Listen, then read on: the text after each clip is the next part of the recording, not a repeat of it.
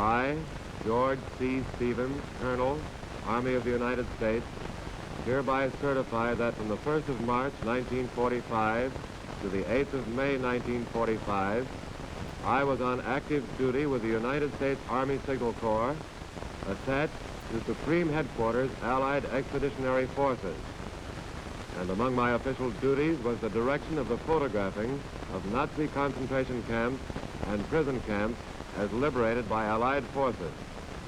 The motion pictures which will be shown following this affidavit were taken by official United States Army Signal Corps photographic teams in the course of their military duties under my command, each team being composed of military personnel under the direction of a commissioned officer.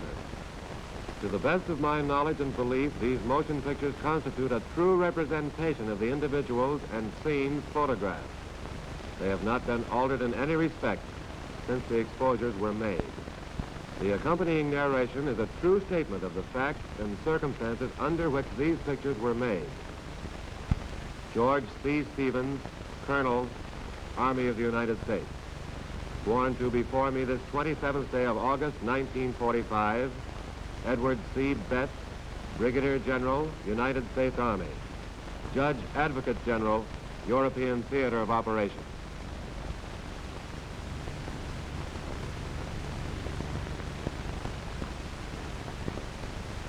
I, E.R. Kellogg, Lieutenant, United States Navy, hereby certify that from 1929 to 1941, I was employed at 20th Century Fox Studios in Hollywood, California, as a director of photographic effects, and am familiar with all photographic techniques.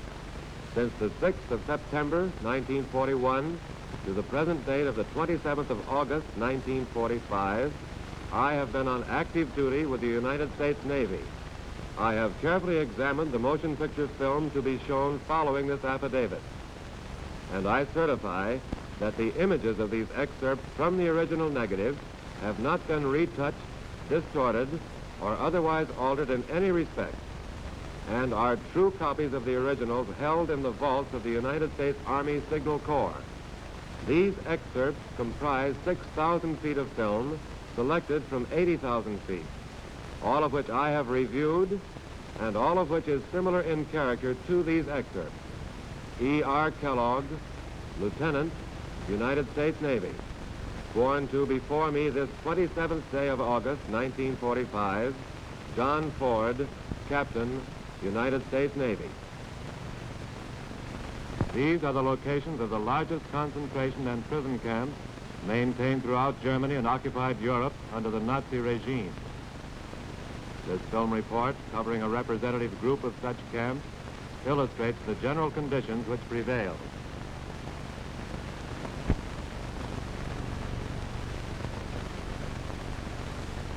More than 200 political prisoners were burned to death at this concentration camp near Leipzig.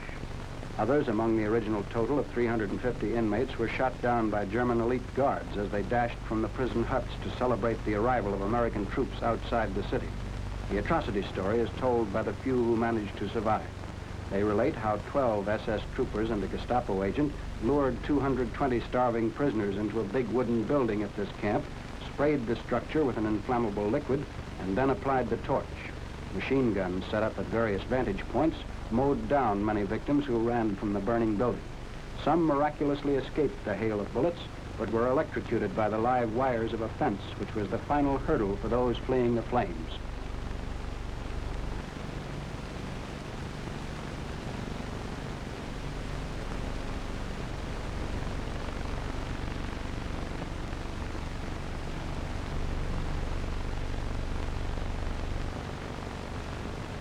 The Leipzig victims were Russians, Czechs, Poles, and French. The dead are viewed by Russian women liberated from slave labor.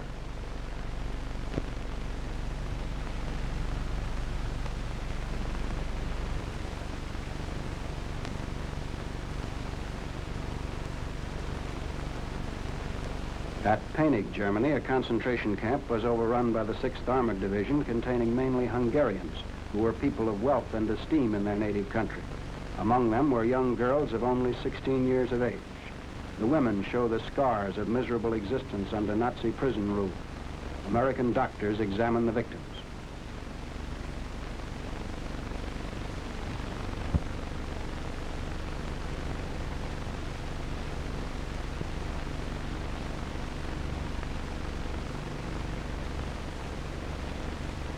Some have gangrenous wounds.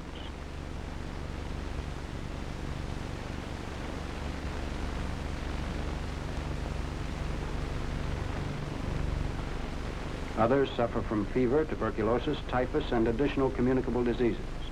All existed under appalling conditions in vermin-infested quarters and with little or nothing to eat. As soon as our troops arrived, arrangements were made to remove these people from the miserable surroundings.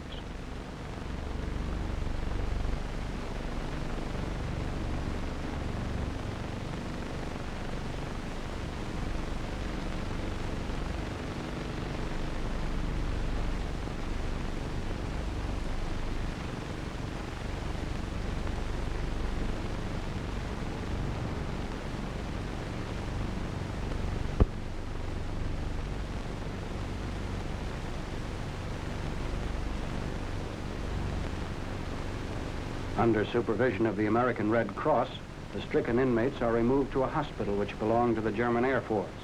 Nazis who formerly maltreated them are forced to help look after the patients.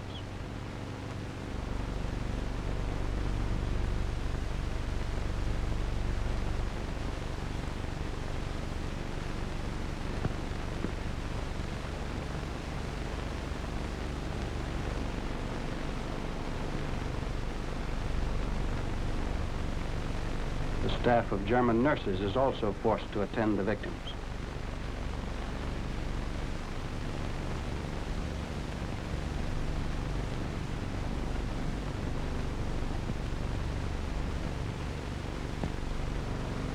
The women are able to smile for the first time in years.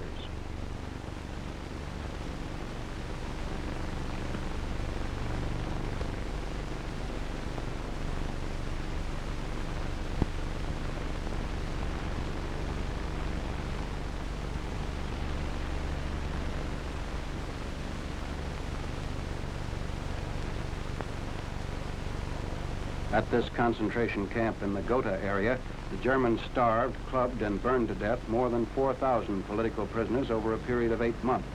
A few captives survived by hiding in the woods. The camp is chosen for a high command inspection led by General Dwight D. Eisenhower. Also present are Generals Omar N. Bradley and George S. Patton. The 4th Armored Division of General Patton's 3rd Army liberated this camp early in April. The generals view the rack that was used by the Nazis to whip the inmates.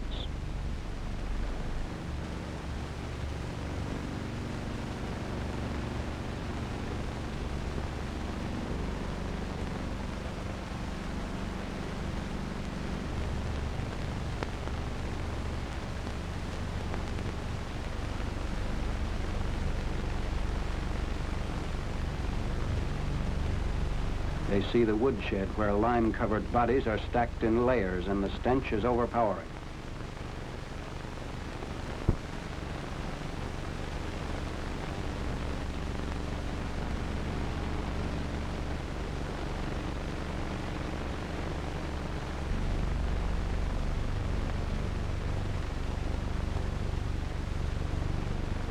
Former inmates demonstrate how they were tortured by the Nazis.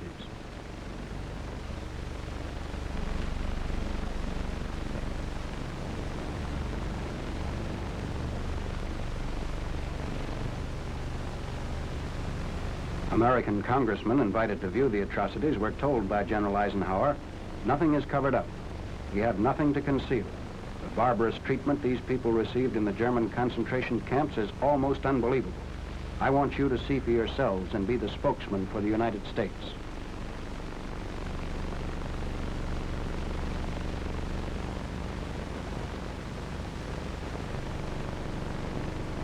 The general and his party next see the crude woodland crematory, actually a grill made of railway tracks.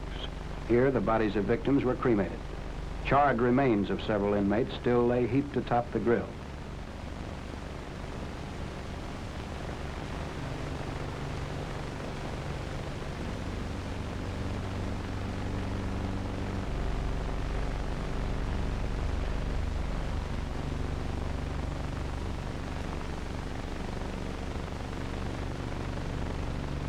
Another group to visit the Ohrdruf camp is composed of local townspeople, including prominent Nazi party members. They'll be taken on a forced tour of the campsite by Colonel Heyden Sears, commander of the 4th Armored Division's Combat Command A, which captured Ohrdruf.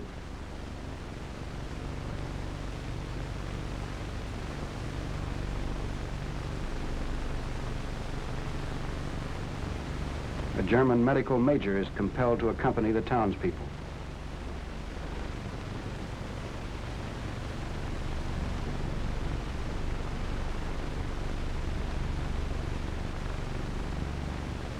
Colonel Sears stands by as the Nazis are informed that they must see all the horrors at the camp.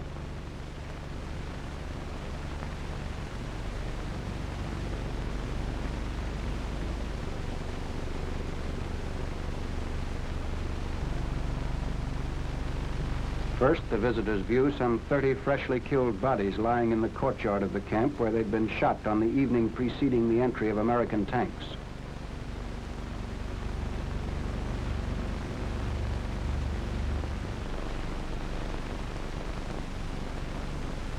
These two are identified as slave labor bosses who maltreated, tortured, and killed their workers.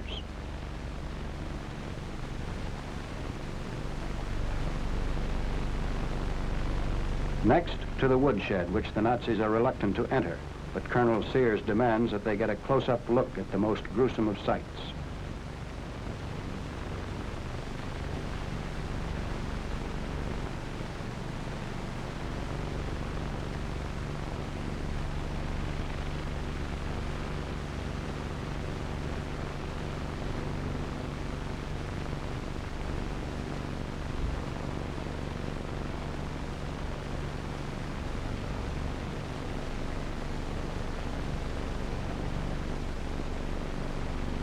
The labor bosses enter.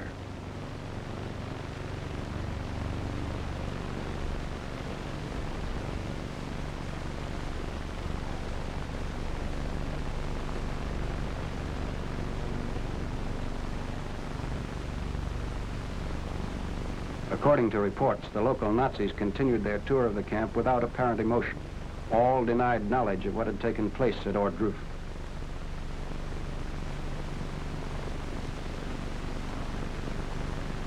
They are taken to the crematory 2 miles outside the camp, where the list of the atrocities is read for all to hear. 4,000 Ohrdruf victims are said to include Poles, Czechs, Russians, Belgians, Frenchmen, German Jews, and German political prisoners.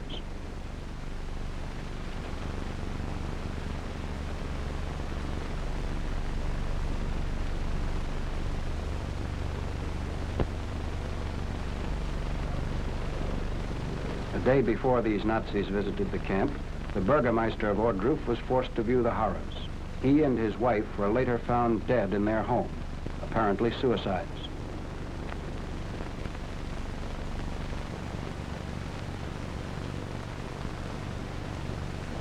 American officers arrive at a Nazi institution seized by 1st Army troops. Under the guise of an insane asylum, this has been the headquarters for the systematic murder of 35,000 Poles, Russians, and Germans sent here mainly for political and religious considerations. Those still alive are examined by Major Herman Boelke of the American War Crimes Investigation Team. The townspeople in Hadamar, Germany, called this place the House of Shudders.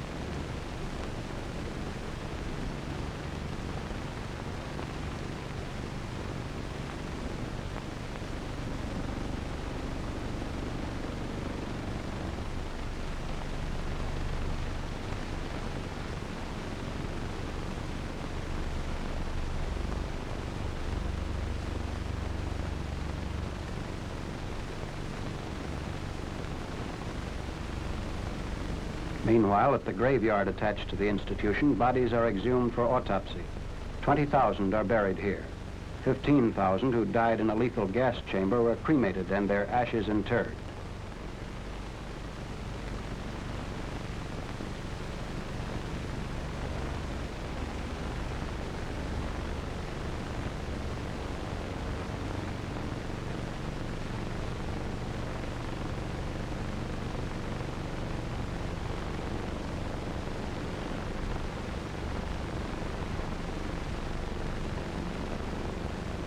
Death books found hidden in the wine cellar of the Hadamar institution revealed part of the story of the mass killings.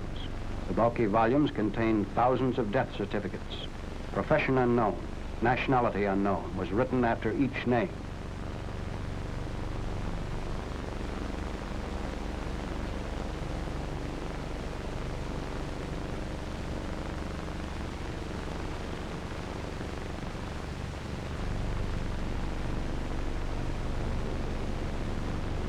The corpses are lined up pending the arrival of WCIT officers.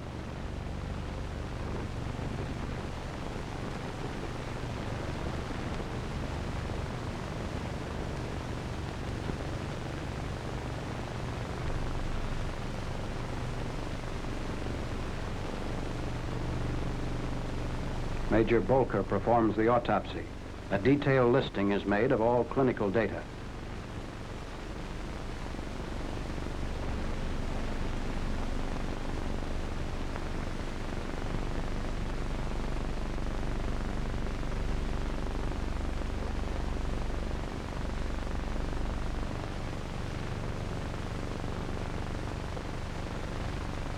Interrogating the institution heads, Dr. Wallmann, the taller man, was the top Nazi in charge of the place. The other man entering the room is Karl Wille, chief male nurse. He admits to killing inmates with overdoses of morphine. The testimony of other witnesses substantiated the fact that morphine was issued at the institution without attempt at making a record. As many as 17 at a time died from the morphine injections. The investigating officers were told that the Nazis never bothered to determine whether a victim may have survived the overdosage. Instead, all were hustled off to the graveyard and buried in piles of 20 to 24.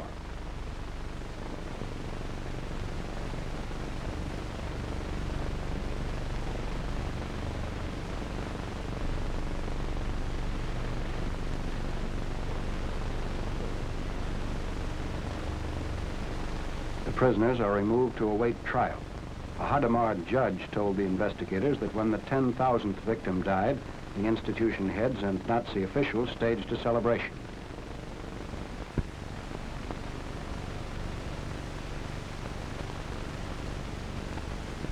Stalag 6C for Russian prisoners was liberated in the rapid advance of the 4th Canadian Armored Division. The inmates are deloused after long subjection to the filth and disease of the Mapen camp. Roll call was held every day, and all prisoners were compelled to line up regardless of their physical condition.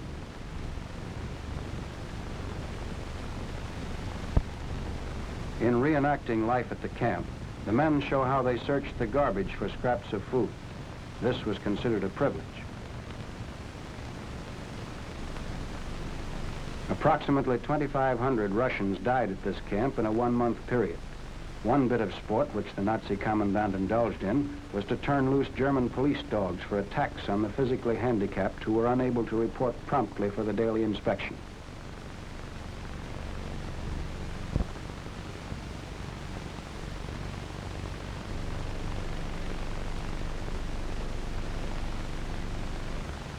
The dead are removed for burial.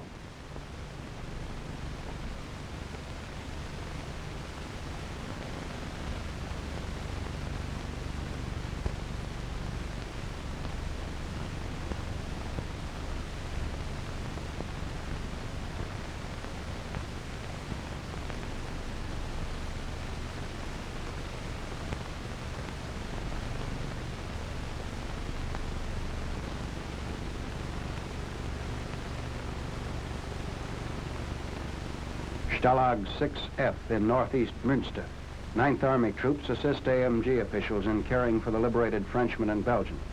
The men can leave anytime they wish, but they must have a pass to get back in. They are fed sea rations and potatoes. Most foods are too rich for their famished bodies, and they cannot eat the sea rations unless a small portion is mixed with potatoes or a stew made of grass.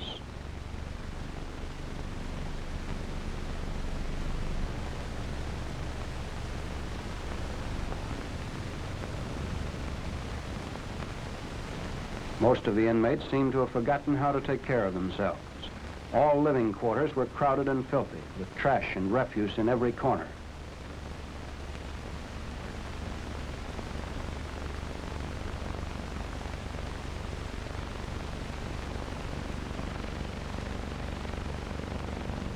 Electricity and water supply were non-existent at the camp when the Americans took over.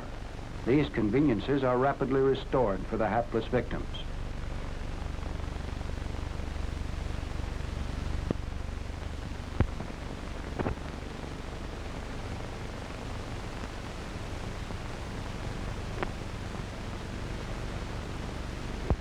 This is Breendonck Prison in Belgium. It offers evidence of Nazi brutality imposed on Belgian patriots during the period of German occupation.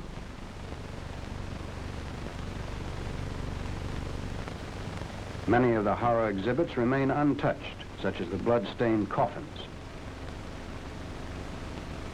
demonstrating how the victims were tied up for administering vicious beatings.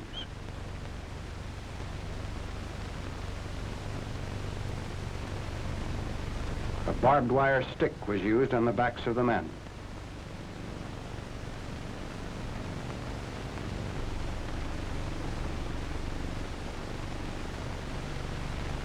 Another method for rendering a patriot helpless while he was attacked by his Gestapo guards.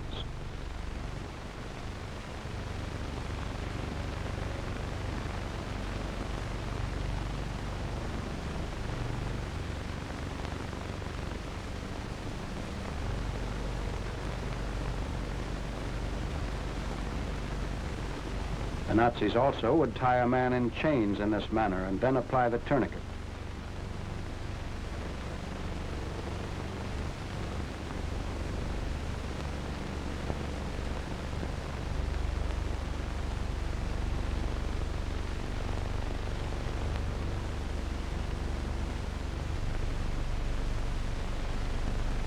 A Berlin-made thumb screw and how it was used.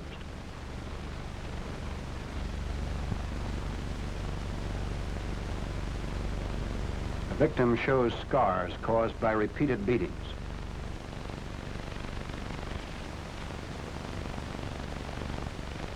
Others show what happened to them as results of both beatings and cigarette burns.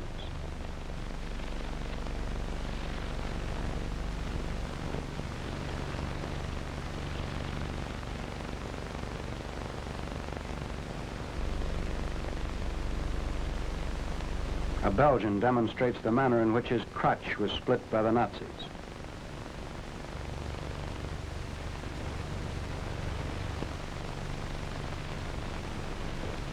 A woman discloses the results of a beating.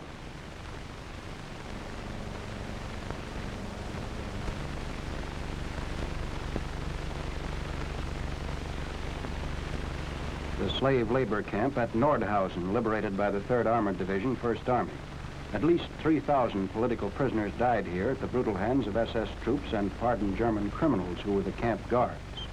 Nordhausen had been a depository for slaves found unfit for work in the underground V-bomb plants and in other German camps and factories. American medical crews find 2,000 still alive at the camp. They are discovered inside filthy barracks where the survival and death were contingent on how long human existence was possible on the daily ration of potato peels, one slice of bread, and an occasional bowl of a liquid that was supposedly soup. The dead quickly outnumbered the living.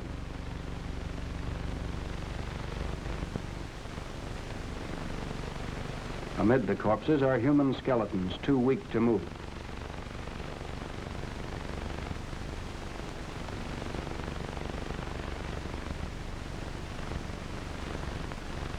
Men of our medical battalions work 2 days and nights binding wounds and giving medications.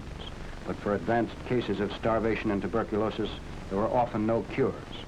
The survivors are shown being evacuated for treatment in Allied hospitals.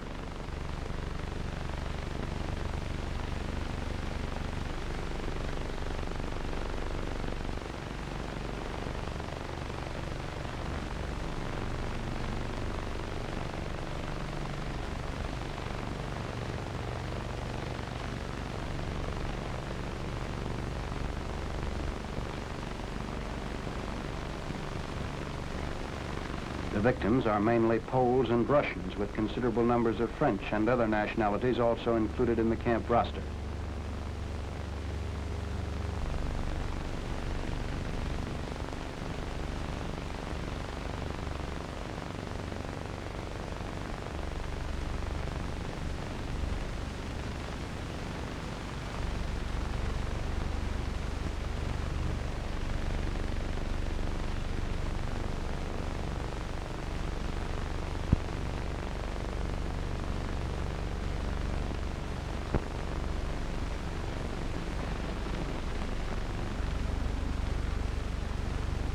Burgomaster of Nordhausen is ordered to provide 600 German male civilians who will inter the 2,500 unburied bodies at the camp.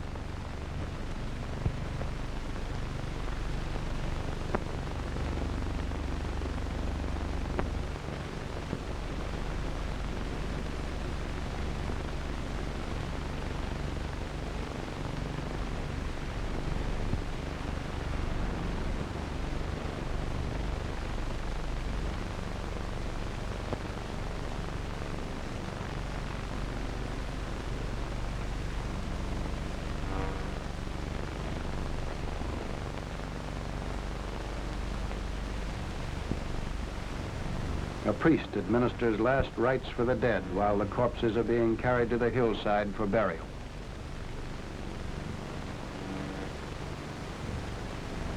All day long, the German civilians carry the gruesome corpses, some of which are already green and putrefied.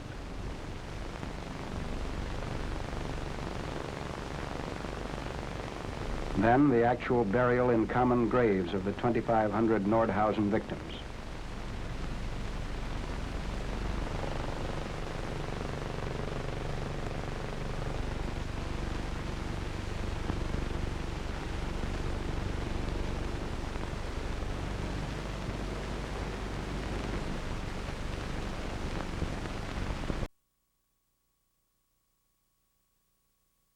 Harlan Concentration Camp near Hanover. Out of 10,000 Polish men brought here 10 months prior to April 1945, only 200 remain. Prisoners who could walk were removed before American troops entered Hanover. The others were left to starve and die. Immediate relief was provided for the men with the arrival of a Red Cross clubmobile.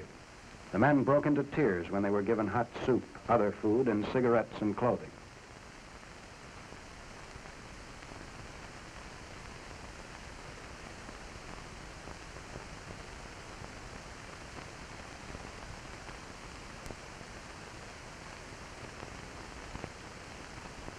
When questioned, most of these men could not remember when they'd last eaten a decent meal.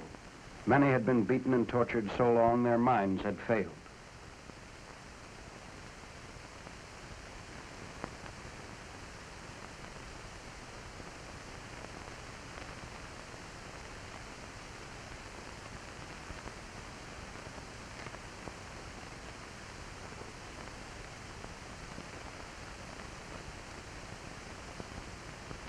Some of the inmates are too weak to leave their bunks or even eat.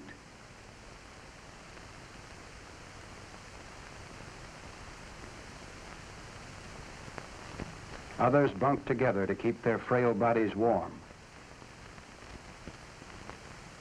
The deaths continue even after liberation of the camp. Some were too far gone when the Americans took over.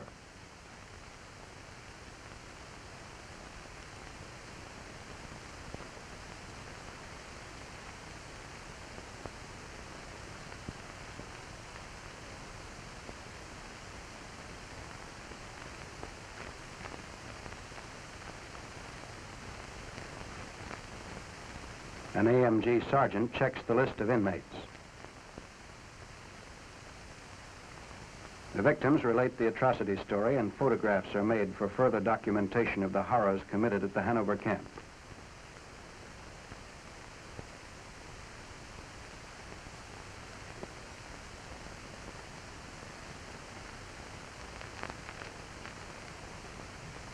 This concentration camp was overrun by American troops in April. The prisoners were mainly Poles and Russians. Maltreated and starved, 1,700 were housed in tents which contained only 100 bunks. While our forces were nearing Arnstadt, the Nazis removed most of the captives. They shot those who were too weak to get away fast enough.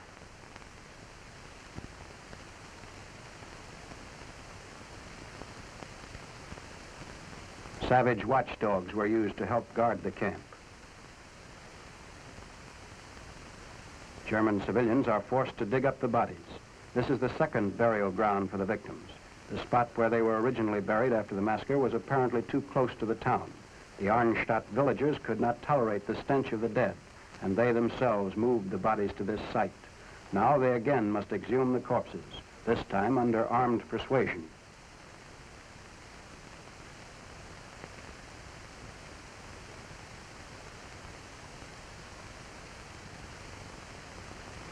victims bear the marks of violent deaths.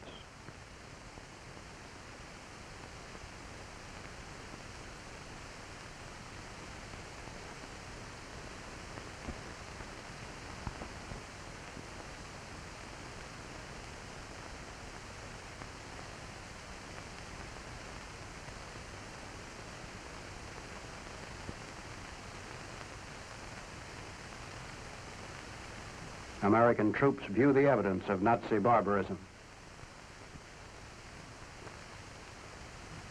1,200 civilians walked from the neighboring city of Weimar to begin a forced tour of the camp.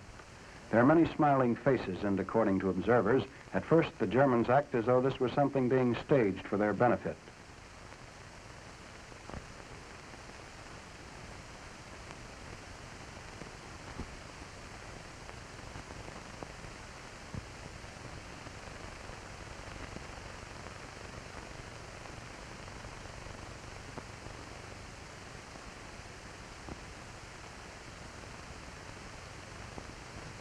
One of the first things that the German civilians see as they reach the interior of the camp is the parchment display.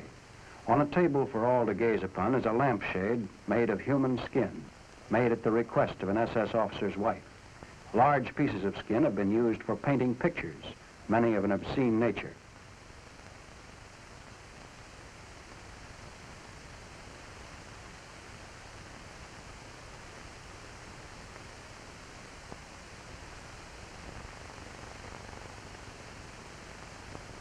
There are 2 heads which have been shrunk to 1/5 their normal size.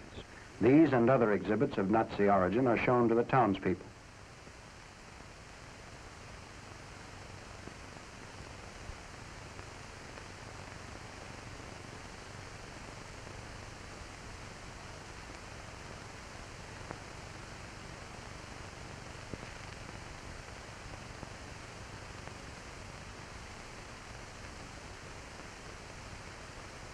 The camera records the changes in facial expressions as the Weimar citizens leave the parchment display. The tour continues with a forced inspection of the camp's living quarters, where the stench, filth, and misery defied description.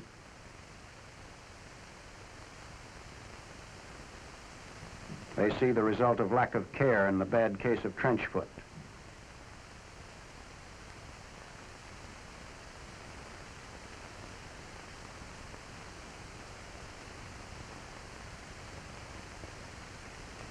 Other evidences of horror, brutality, and human indecency are shown, and these people are compelled to see what their own government had perpetrated.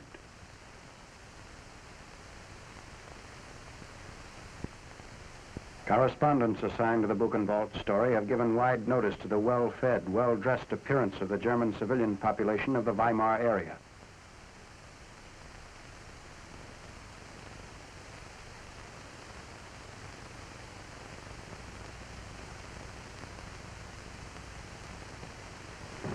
I'm Lieutenant Senior Grade Jack H. Taylor, U.S. Navy, from Hollywood, California. Believe it or not, it's the first time I've ever been in the movies.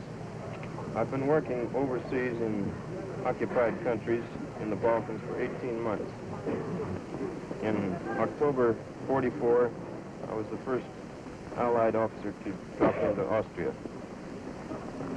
I was captured December 1st by the Gestapo, severely beaten, even though I was in uniform, severely beaten and considered as a non-prisoner of war.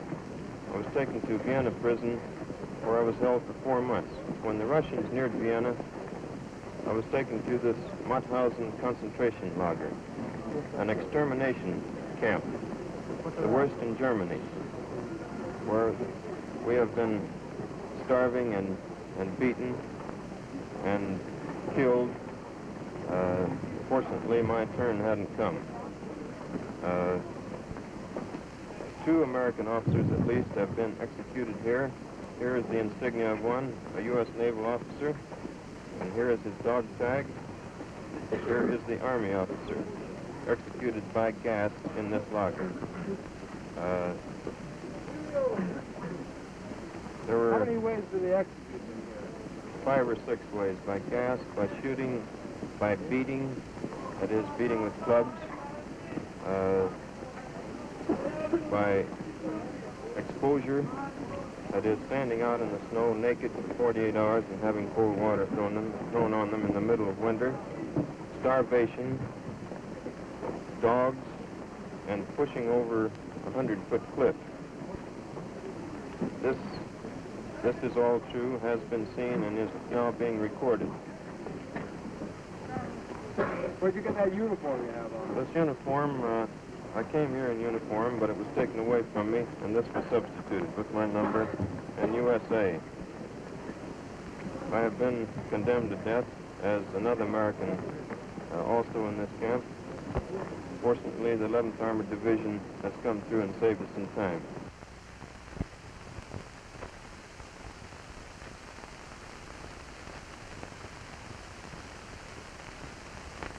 Pictorial evidence of unprecedented crimes perpetrated by the Nazis at the Buchenwald Concentration Camp. The story in written form is contained in the official report of the Prisoner of War and Displaced Persons Division of the United States Group Control Council, which has been forwarded from Supreme Allied Headquarters to the War Department in Washington. It states that 1,000 boys under 14 years of age are included among the 20,000 still alive at the camp, that the survivors are males only, and that the recent death rate was about 200 a day.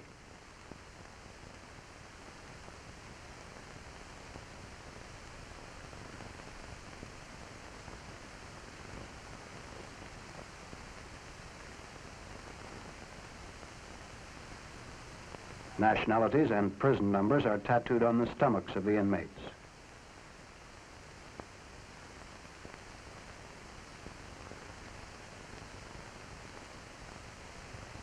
The report lists the surviving inmates as representing every European nationality. It says the camp was founded when the Nazi Party first came into power in 1933 and has been in continuous operation ever since, although its largest populations date from the beginning of the present war. One estimate put the camp's normal complement at 80,000.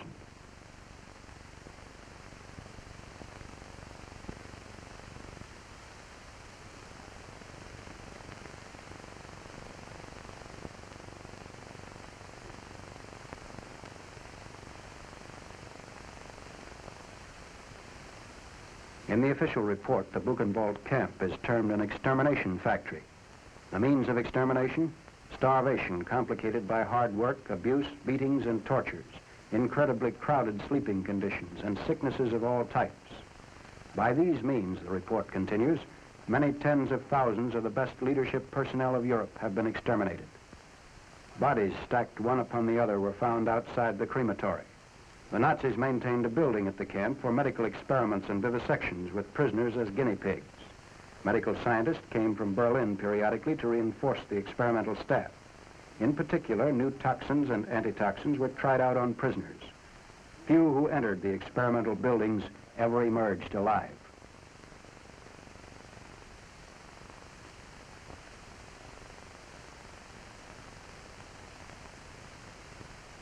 One of the weapons used by SS guards. The body disposal plant. Inside are the ovens which gave the crematorium a maximum disposal capacity of about 400 bodies per 10-hour day. Gold-filled teeth were extracted from bodies before incineration. The ovens, of extremely modern design and heated by coke, were made by a concern which customarily manufactures baking ovens. The firm's name is clearly inscribed.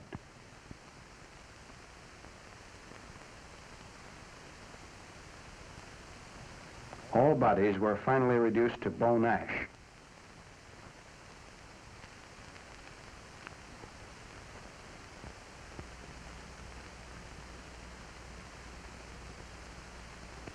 Dachau, factory of horrors. Dachau, near München, one of the oldest of the Nazi prison camps. It is known that from 1941 to 1944, up to 30,000 people were entombed here at one time, and 30,000 were present when the Allies reached Dachau. The Nazis said it was a prison for political dissenters, habitual criminals, and religious enthusiasts.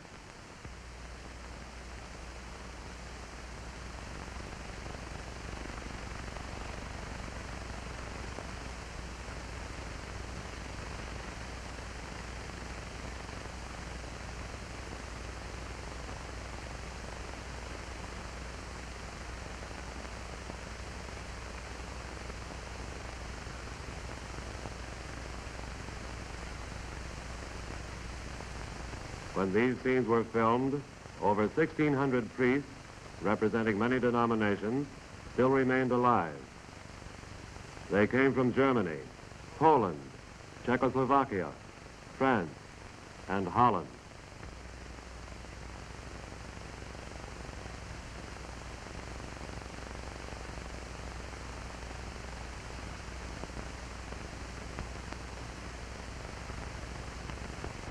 Incoming prison trains arrived, carrying more dead than living. Those strong enough to travel were brought to Dachau from outlying points which were threatened by the Allied advance. This is how they looked when they arrived.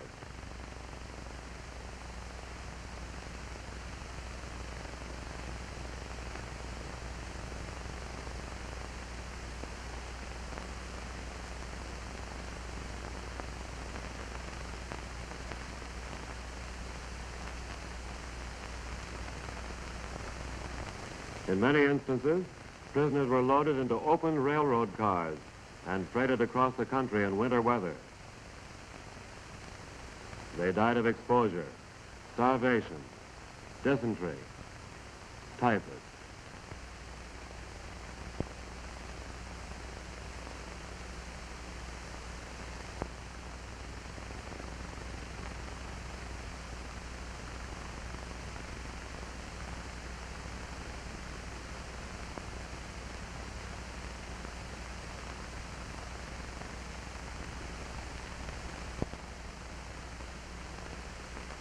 Some survived, and when the rescuers arrived, they administered what aid they could.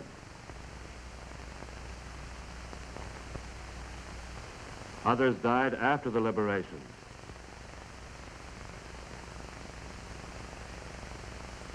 They were buried by their fellow prisoners.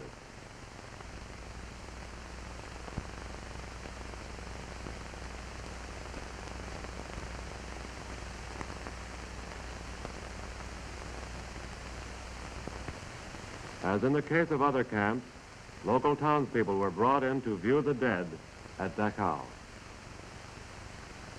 This is what the liberators found inside the building.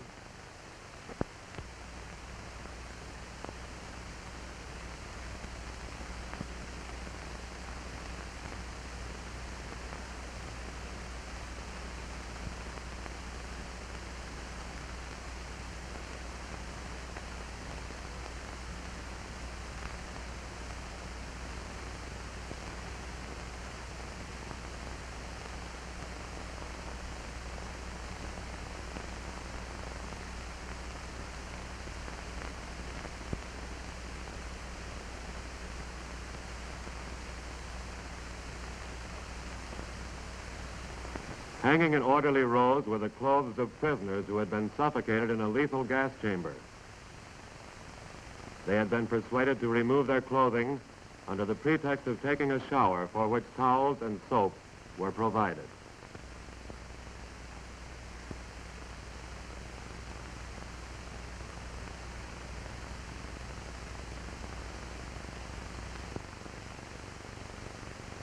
This is the Brausbad, the shower bath.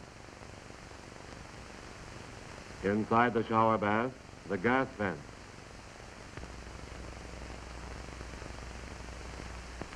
On the ceiling, the dummy shower heads. In the engineer's room, the intake and outlet pipe. Push buttons to control inflow and outtake of gas. A hand valve to regulate pressure.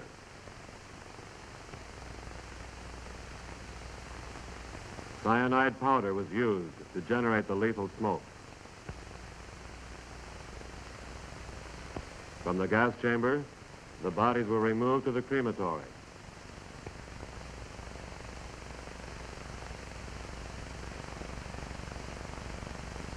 Here is what the camera crew found inside.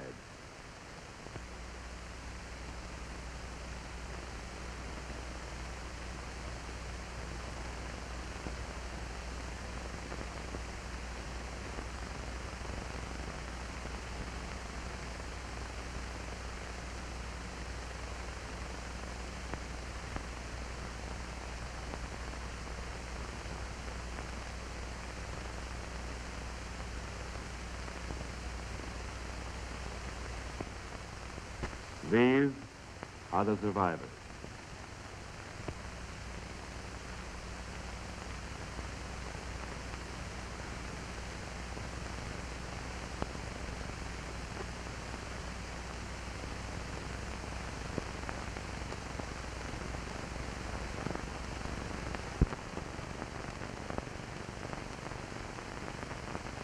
I am the officer commanding the Regiment of Royal Artillery guarding this camp. Our most unpleasant task has been making the SS, of which there are about 50, bury the dead. Up to press, we have buried about 17,000 people, and we expect to bury about half as much again. When we came here, conditions were indescribable. The people had had no food for 6 days and were eating turnips. The cookhouses have now been organized, and although they have to be guarded so that everybody gets a fair share of the food, things are now going fairly well. The officers and men regard this job as a duty that has to be performed, and none of us are likely to forget what the German people have done here. Heute, den 24. April 1945, spricht die Chefärztin vom Frauenlager, Konzentrationslager Speech of the woman doctor at concentration camp Bergen-Belsen, 24th of April, 1945. This is the doctor in charge of the female section of the concentration camp Bergen-Belsen. She was a prisoner at this camp. Dass man hat uns Häftlinge in einem schmutzigen, verlausten Lager auf die Erde geschmissen, Tausende auf eine nur Erde, ohne Decken, ohne Strom, ohne Betten. There were no covers, straw stacks, or beds of any kind. Persons had to lie directly on the ground. They were given 1/12 of a loaf of bread and some watery soup daily. Almost 75% of the people were bloated from hunger. An epidemic of typhus broke out. 250 women and thousands of men died daily. In the men's camp, they cut out liver, heart, and other parts of the dead and ate them.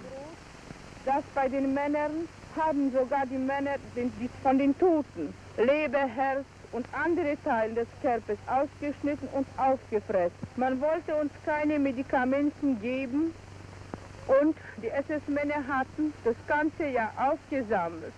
Essen, welches wurde vom Roten Kreuz für uns Häftlinge geschickt. Und 2 Tage früher, bevor die britische Armee gekommen ist... No medicines were available because the SS men had collected everything. 2 days before the British Army came, the first Red Cross food was distributed. 2 months before, 150 kilograms of chocolate had been sent to the children of the camp. 10 kilograms were distributed. The rest the commandant kept for himself and used it as barter to his personal advantage.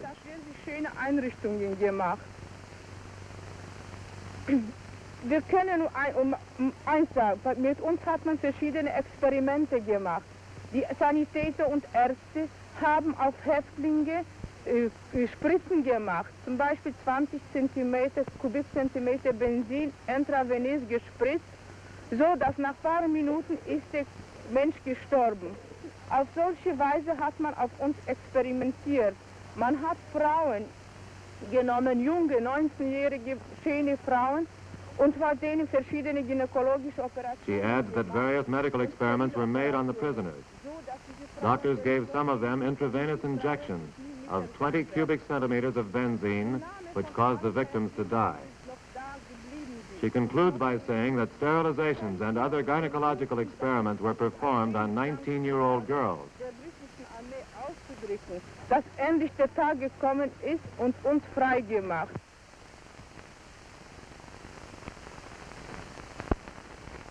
Kramer, camp commandant, is taken into custody.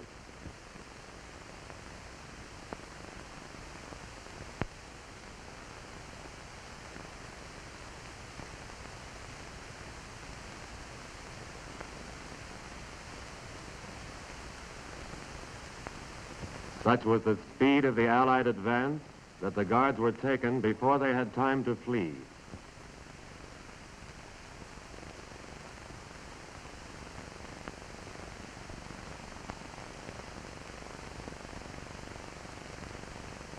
Inside Belsen, the same story: starvation and sickness.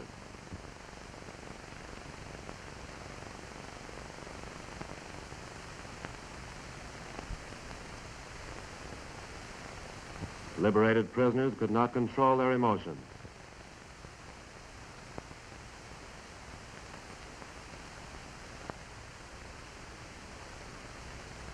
Despite German attempts to cover up, we found these in the open field.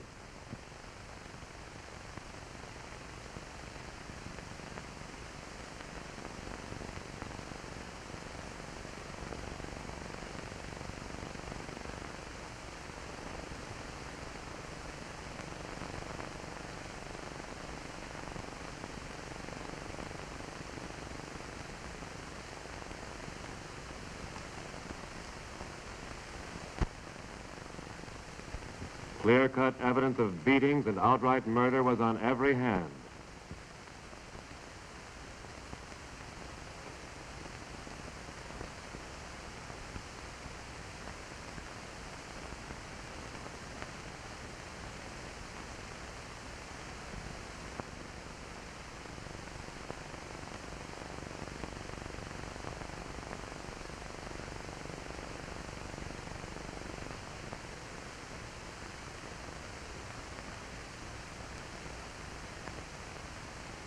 Nameless victims were numbered for records which the Germans destroyed.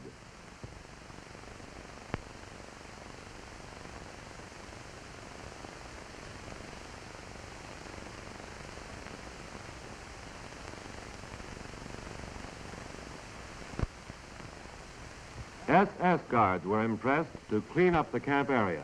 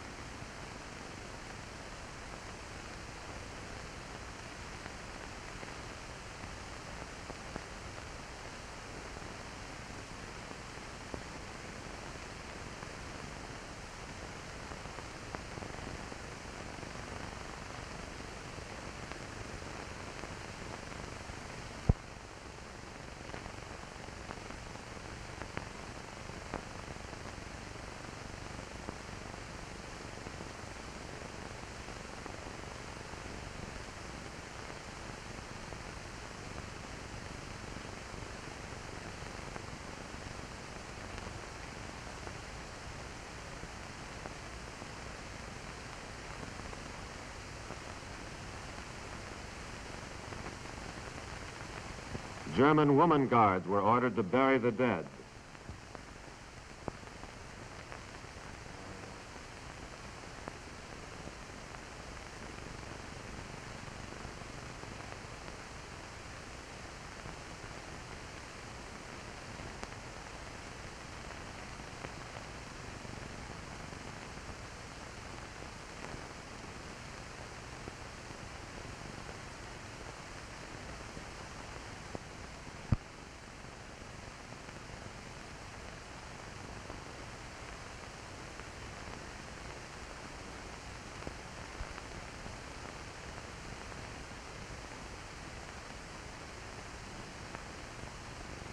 Sanitary conditions were so appalling that heavy equipment had to be brought in to speed the work of cleaning up.